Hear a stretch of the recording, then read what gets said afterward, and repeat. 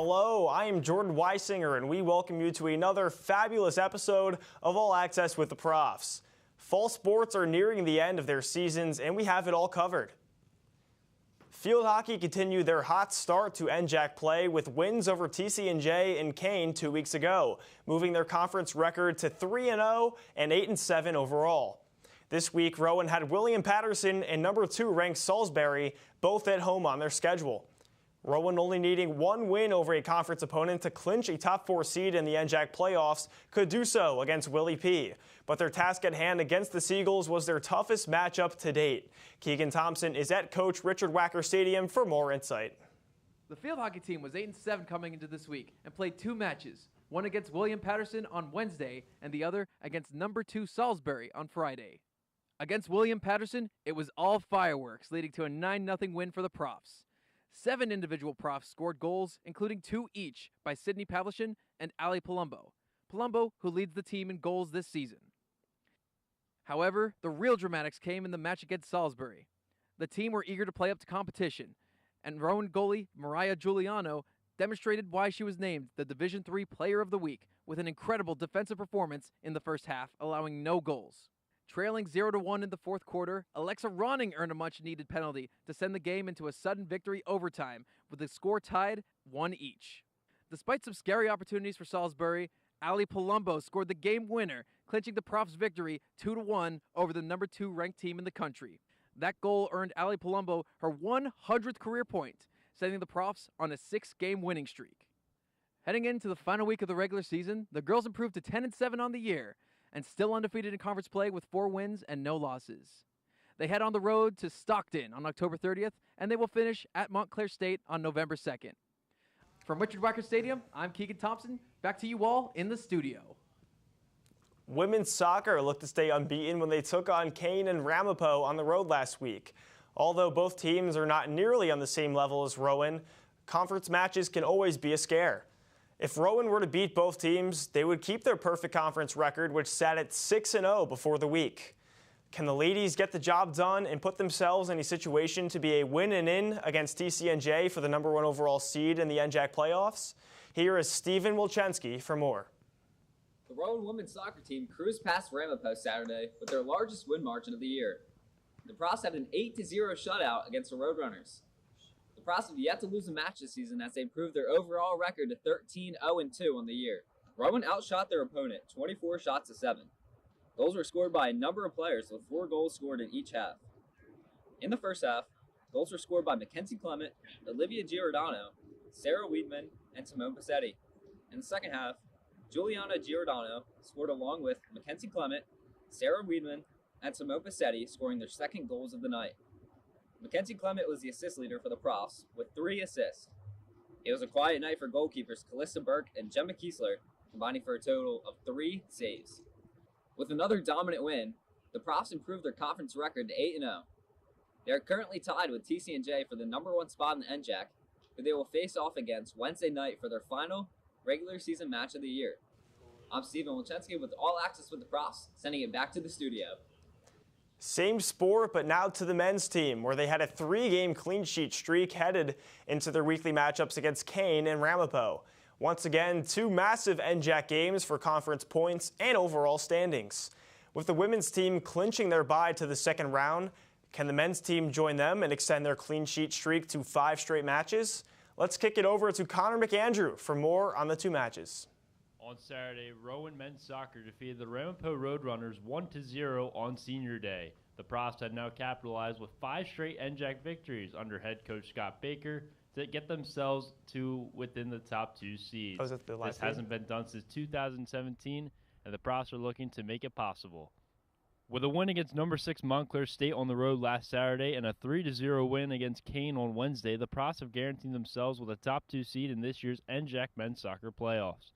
Saturday's 1-0 victory over Ramapo came from the lone goal by junior midfielder Jason Berrigan, who netted a goal on Wednesday night against Kane to make it 3-0, along with Saturday in the 18th minute, where he is the difference maker on the day. 2022 NJAC Keeper of the Year Dylan Apertella has been on a streak of himself as well, as he has recorded 5 straight shutouts since the last goal he allowed, which was back on October 9th against Washington College.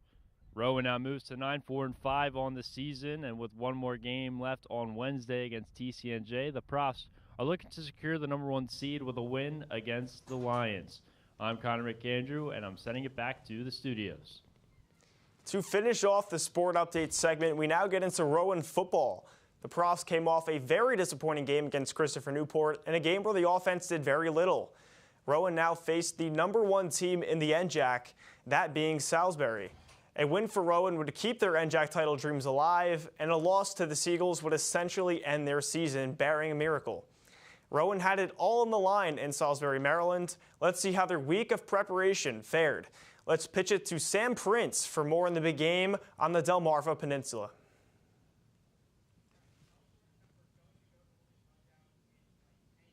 We're going to Ruleigh's rundown in 10 seconds. Okay. Is there no Sam Prince segment?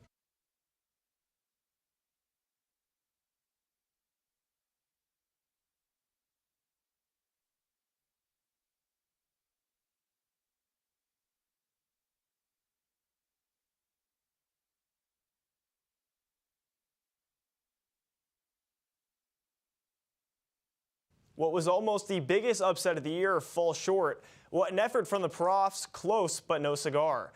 At least going forward, Coach Ruley knows he is an absolute stud freshman wide receiver, Luke Hoke, who had 9 catches for 131 yards and a touchdown in the loss. Speaking of Coach Ruley, let's hear from him. Here is Aiden Doherty for his segment, Ruley's Rundown. Welcome back to Ruleigh's Rundowns here on All Access with the Profs. I'm Aiden Doherty, and I'm joined by Pat Ruley, head coach of the Rowan Profs football team. And they are coming off a tough loss against the #6 ranked Salisbury Seagulls. As the game came down to the wire, it was 35-35 with 3 minutes to go. But the game really came down to who had the ball last. And unfortunately for the Profs, it was the Salisbury Seagulls. But, Coach, that's really what all the game came down to. Yeah, we fought hard. I think at the beginning of the game they went up 13-0, and a lot of other teams, or even this team, a month or two ago, easily could have kind of folded up shop, or made it really difficult in terms of their body language to continue to fight. Not us. We ended up scoring 21 unanswered there to end the first half. They come out in the second half again and answer two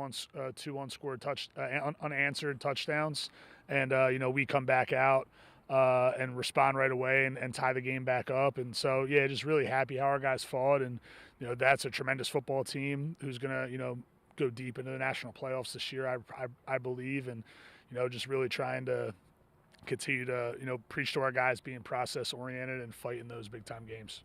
And a big reason you guys were able to have those unanswered points come back down, like you mentioned, down 13-0. Then you come out with the lead at halftime. Then you go down again early in the second half. You were able to come back, tie the game at 35. And a lot of that was due to the offense having explosive plays. So what was that kind of like? And can you walk us through that last explosive play we saw from the offense where Luke Hoke caught a 30-yard touchdown pass? Yeah, I thought we had a really good game plan offensively. Even during the week, I thought it was solid. We went out and executed at a high level, really all 3 quarterbacks, but, Matt Wellesley and, Nate Mares, I thought they did an awesome job at getting the ball to the guys in space. And, yeah, our guys played really hard in the receiver room. I mean, Mike Zarfati, Luke Hoke, Shane Martin, just to name a few. And then the running backs, with Tyshawn Bookman and Nunez doing a good job with their ball in their hands as well for the most part. And, but it really was those guys, fighting for extra yards and a lot of yards after catch. And, when you look at the last play, I mean, it's a 4th and 10. We kind of knew we had an idea of where we were going to go with the football and, put it right on them. Luckily for us, the DB kind of slipped a little bit at the point of attack, and Luke got up the sideline, made a guy miss, and got in the end zone. But, tremendous ball, tremendous timing on the throw, and then putting a playmaker with the ball in his hands and let him do what he does. Yeah, the pass game was great in this game, obviously 350-plus passing yards, but now you had to play in back-to-back homecoming games versus Christopher Newport on the road. Now you had to play Salisbury on the road in their homecoming game. But here we are, the Profs are able to finally have their homecoming game here in early November on the 2nd on Saturday. But it has a little bit of an extra kick to it now this year. The homecoming game against Montclair State is now going to be turning into a rivalry game, as you guys call it, the Breakfast Bowl. We're starting to see that kind of take headlines so far early in this week. Can you kind of take us through, the process of starting this, maybe your plans for the future, and how it all just came about? Yeah, so, Mike Palazzo and I have actually known each other a long time, funny enough. The head coach at Montclair, him and I, we knew each other early in our coaching careers.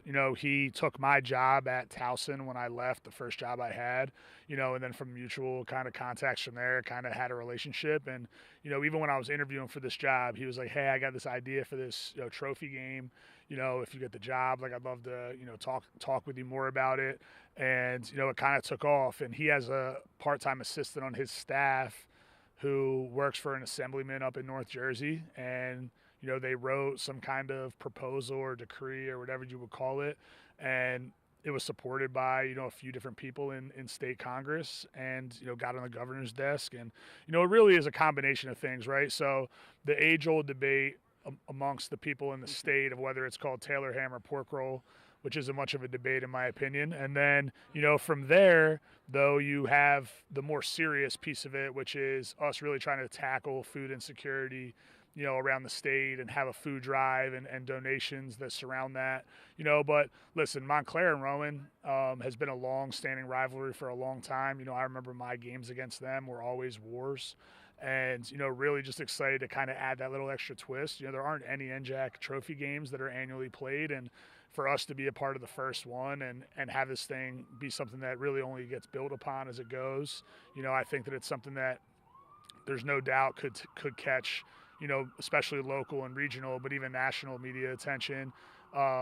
Just surrounding, not only is it a great thing in terms of what we're doing, and for a great cause, but, the kind of the fun competitive twist on it is certainly something that a lot of people have opinions on as well.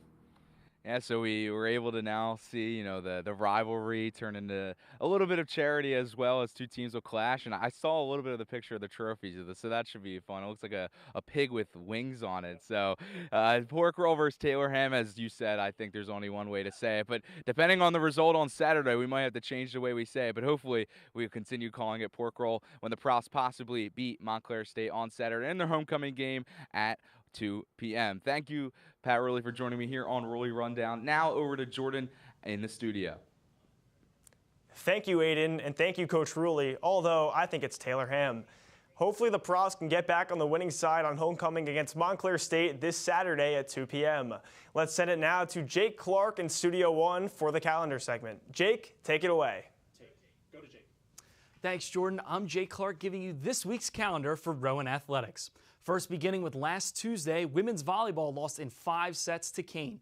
The Profs started off strong, winning the first 2 sets, but proceeded to lose the last 3 to the Cougars. Brooke Adams set her season high in assists with a stunning 53, and Maya Ivacini led the Profs offensively with 17 kills. Wednesday night began with Rowan's field hockey team cruising to a 9-0 victory over NJAC opponent William Patterson, as our field reporter Keegan mentioned earlier. Continuing with Wednesday, as Connor talked about, men's soccer hosted Kane, beating the Cougars in a 3-0 shutout. Finally, for Wednesday, women's soccer traveled to Wayne, New Jersey to face off with Kane.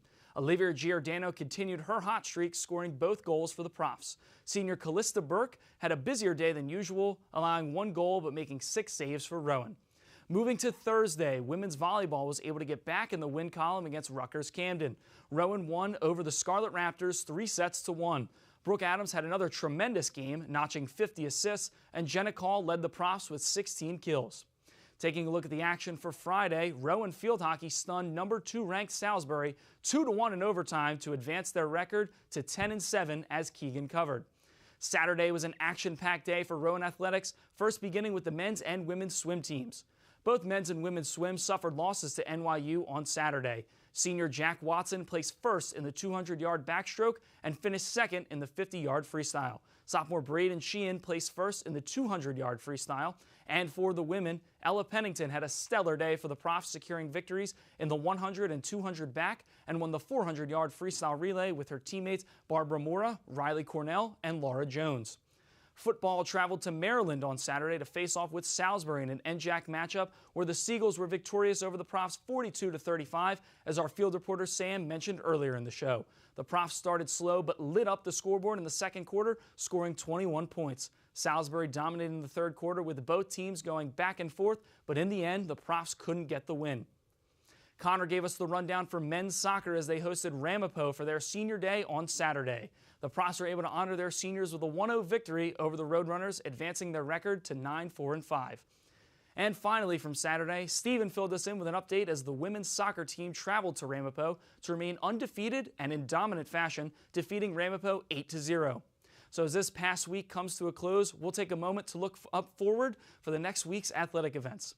Tonight, women's volleyball is on the road at Rutgers Newark to take on the Scarlet Raiders. On Wednesday, field hockey looks to remain unbeaten in NJAC play as they travel to Stockton. Both men's and women's soccer will battle against TCNJ, with the women at home and the men on the road. That wraps up Rowan Athletics for October, as all teams have off for Halloween. November's action begins this Saturday as men's and women's swim play host to Salisbury. Field hockey's on the road against Montclair State, while football hosts the Redhawks. Women's volleyball is home against Lebanon Valley, and it's postseason time for cross country and soccer. Both men's and women's soccer will have their NJAC first-round matchups, and men's and women's soccer will compete at the NJAC Championships in Ewing, New Jersey. So with all of the action for next week, it's time for us to highlight our game of the week. With so many exciting matchups next week, the highlight game of the week for me has to be women's soccer against TCNJ. Both squads come in with zeros in their loss columns, and these teams will go toe-to-toe, fighting for a chance to spoil their opponent's perfect season and cement a flawless season on their own side. Both teams also have red-hot winning streaks on the line as well, with the Profs winning their last 8 in a row and TCNJ winning their last 9 in a row.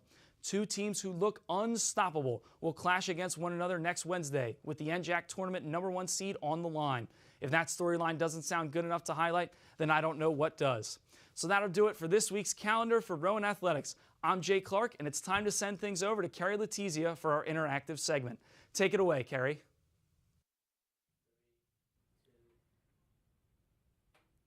Thanks, Jake. I'm Carrie Letizia. Alongside me is Julianne Watley, the president of the Rowan's Ballroom Dance Club. Thank you so much, Julianne, for coming on here and speaking to us. Can you first explain what the Ballroom Dance Club is? When do you guys meet? All that stuff. Yeah, definitely. So thank you so much for having me, first Of course. off. So Ballroom Dance is a fun beginner's level class that we hold off campus. It is about a 5 to 7 minute walk.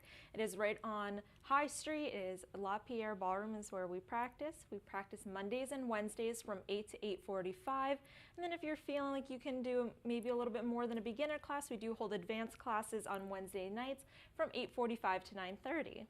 Okay, and then what do those classes look like? Do you have to bring something, special shoes, like things like that? Not at all. You can just come as you are, come dressed however you are. If you went to class earlier, come dressed from what you were wearing for class, and just no special shoe wear. Some of us will have professional dance shoes on. We'll have our ballroom heels, which we can only wear on certain floors, which is why we practice at a studio.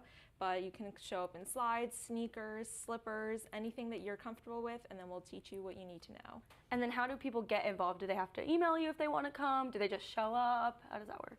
They can email us for more information if they have any questions, or they could just show up at the studio. We are very welcoming, open in. If you're not sure you're in the right spot, don't be afraid to ask, and somebody will tell you, oh yeah, we're right in that room, and they'll direct you to us.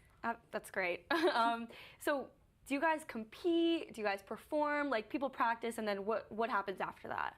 So we do have competition opportunities that are completely voluntarily. You don't have to do them. If you want to just come to classes, you can just come to classes, or if you would like to compete, you can. We have a competition coming up in December. On December 7th, we are going to Princeton University. Oh. We will be competing. In order to compete through Rowan, you do have to be an active club member, so you do need to come to class and follow our prof link. Otherwise, we do have some other opportunities to perform, which again are very opportunity and very optional. So you can do Berwyn Lights with us, which is on December 6th, right on the Boulevard, and we'll be holding practices starting next week. Okay. And lastly, just registration has closed for this opportunity, but we have the Ohio Star Ball, which a few of our members will be attending, and that is November 22nd. So we will be supporting our club members as they go, but unfortunately at this time, registration is closed. That's awesome. So it's a really good opportunity. Now, when did you start getting involved with this and start dancing? I started dancing for Rowan Ballroom last year when I transferred in as a junior. I'm currently a senior, so very sad that I'll be leaving soon, but very excited for what the future of the club. I found out actually through clubs online, through the Rowan page and then Prof link, and I just showed up to practice, fell in love, and it's been great. It's fun. I've made so many friends. I have my own little family there, and we do stuff together. We do team bonding. We actually just did Creamy Acres over the weekend. That's and awesome. It was so much fun. Best group I could ever ask for. It's great to have a club on campus that you can go to and like really feel like home. Yes. So you wanted to show me a dance, correct? Yes. So let's get right into it. What are the steps? Show me how to do it. I'm excited. All right. So I am going to be teaching you salsa today. Ooh. So I do have a leader part and a follower part. What would you like to learn? Probably follower. All right. I'll follow you. All right. It is very easy. I'm going to teach you a basic box. Okay. Which is our basic step, and then we're going to add a little spin in there. Okay. All right. So I'm going to count it out. We do usually count out of 5, 6, 7, 8. Okay. But you're going to take your right leg and you're going to rock back for 1, 2, 3. Okay. So that's the first part, and then you're going to go forward with your left leg. 1, 2, 3. Okay. So we're going to just practice that one more time, and then I'm going Okay. to teach you the spin real quick. So we're going to 1, 2, 3, 5, 6, 7. And then what do I do with my hands? So you can, I'm holding my skirt up just because it's a little long so you can see my Okay. feet, but you could just kind of move your arms. So you can just add a little swing into it, Okay. get into the groove, do your Okay. little thing. So we're going to just practice that. We're going to do 2 basics, and then I'm Okay. going to teach the Okay. spin. Okay. So we go 1, 2, 3, 5, 6, 7. 1, 2, 3, 5, 6, 7. All right. Okay. Now for the spin, and then we'll put it all together. Okay. So the spin is just half a box. So you're going to just go back 1, 2, 3. You're going to step forward with your left foot, pivot, and then come around. And that is a spin. Okay. And you just jump back into the basics. So 1, 2, 3, 5, 6, 7. Okay. 1, 2, 3, 5, 6, 7. Okay. Yep. So now let's put it all together. Okay. And then we'll have a basic little dance that you could whip out at a party, at weddings, I show have a your little friends. secret talent now. Yes. All right, ready. 5, 6, 7, 8. 1, 2, 3, 5, 6, 7. 1, 2, 3, 5, 6, 7. Half a box, pivot, wrap around. 1, 2, 3, 5, 6, 7. 1, 2, 3, 5, 6, 7. And that is Thank a you. basic Thank you. basic salsa and a basic spin. Oh, I feel like a professional now. Do you think I could compete like that? Oh, for sure. 1. Come to club, find out more, Yes. and learn, and you can compete. You Yeah, don't- so once again for our viewers, how do you get involved? How do you reach out? All that stuff. So you can either email me, email our official club account, or just show up to practice, and we will more than welcome you in with open arms and teach you a new skill. Awesome. Well, thank you so much for joining us here on All Access with the Profs. I'm Carrie Letizia, and back to you, Jordan. That is going to do it for this Tuesday, October 29th edition of All Access with the Profs. Everyone here from Bozorth Hall, including myself, Jordan Weisinger, wishes everyone a happy Halloween and rest of your week.